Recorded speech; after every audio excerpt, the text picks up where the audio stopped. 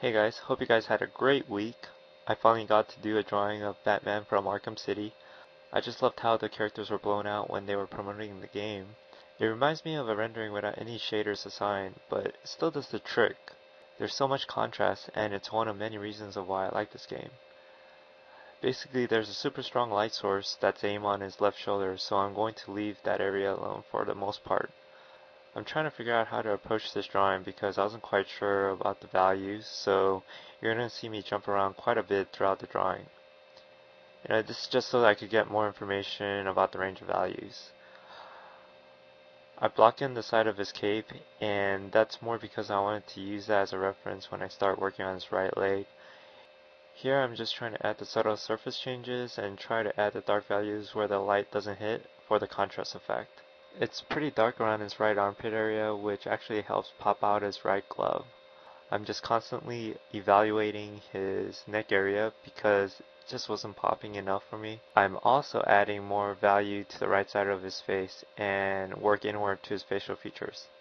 Now, luckily for me, a lot of his features were blocked out by the shadow created by his mask, so I focused more on creating the negative shape that would allow the features to be recognizable.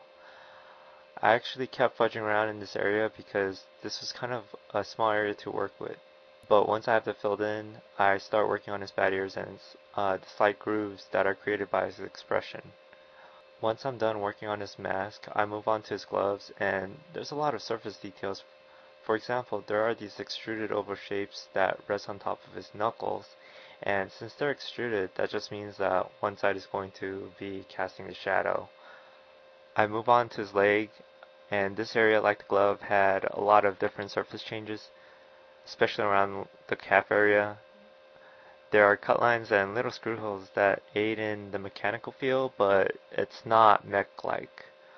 I just stopped after I drew in the shin and finished drawing the rest of the cape, and I was thinking about adding tears like the game, but I opted not to because then I would have to add some scratches throughout the whole suit, and I didn't want to do that because I wanted to keep this image clean.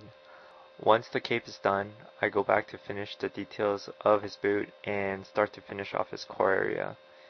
His abs are going to be diagonal, obviously because he's tilting, and then I finally just finish off the drawing by filling in his left boot like I've done with the right. So I'm going to let this video run. Thank you for watching this drawing, and always a thank you to my subs for supporting my channel.